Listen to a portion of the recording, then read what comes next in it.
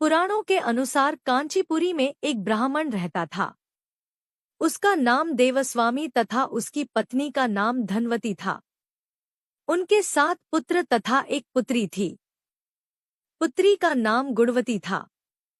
ब्राह्मण ने 7 पुत्रों को विवाह करके बेटी के लिए वर खोजने अपने सबसे बड़े पुत्र को भेजा। उसी दौरान किसी पंडित ने पुत्री की जन्म कुंडली देखी और बताया, सप्तपदी होते होते यह कन्या विधवा हो जाएगी। तब उस ब्राह्मण ने पंडित से पूछा, पुत्री के इस वैधव्य दोष का निवारण कैसे होगा? पंडित ने कहा, सोमा का पूजन करने से वैधव्य दोष दूर होगा। फिर सोमा का परिचय देते हुए उसने बताया, वह एक धोबिन है। उसका निवास स्थान सिंहल द्वीप है। उसे जैसे तैसे प्रसन्न करो और गुणवती के विवाह से पूर्व उसे यहाँ बुला लो। तब देवस्वामी का सबसे छोटा लड़का बहन को अपने साथ लेकर सिंहल द्वीप जाने के लिए सागर तट पर चला गया। सागर पार करने की चिंता में दोनों एक वृक्ष की छाया में बैठ गए। उस पेड़ पर एक घोंसले में गिद्ध का परिवार रहता था। उस समय घोंसले में सिर्फ गिद्ध के बच्चे थे। गिद्ध के बच्चे भाई बहन के क्रियाकलापों को देख रहे थे।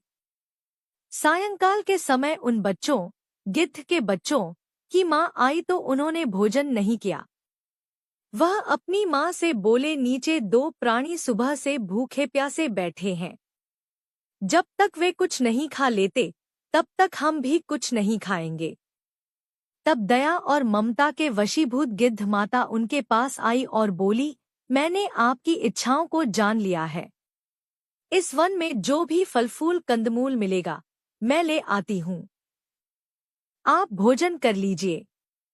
मैं प्रातः काल आपको सागर पार कराकर सिंहल द्वीप की सीमा के पास पहुंचा दूंगी। और वे दोनों भाई बहन माता की सहायता से सोमा के यहाँ जा पहुँचे। वे नित्य प्रातः उठकर सोमा का घर झाड़ कर लीप देते थे। एक दिन सोमा ने अपनी बहुओं से पूछा, हमारे घर कौन बुहारता है, कौन लीपता पुतता है?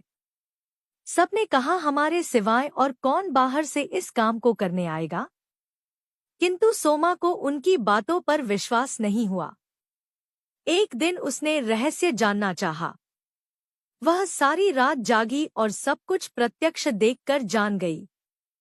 सोमा का उन बहन भाई से वार्तालाप हुआ।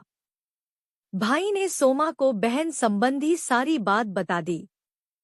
सोमा ने उनकी श्रम साधना तथा सेवा से प्रसन्न होकर उचित समय पर उनके घर पहुंचने का वचन देकर कन्या के वैधव्य दोष निवारण का आश्वासन दे दिया। मगर भाई ने उससे अपने साथ चलने का आग्रह किया। आग्रह करने पर सोमा उनके साथ चल दी।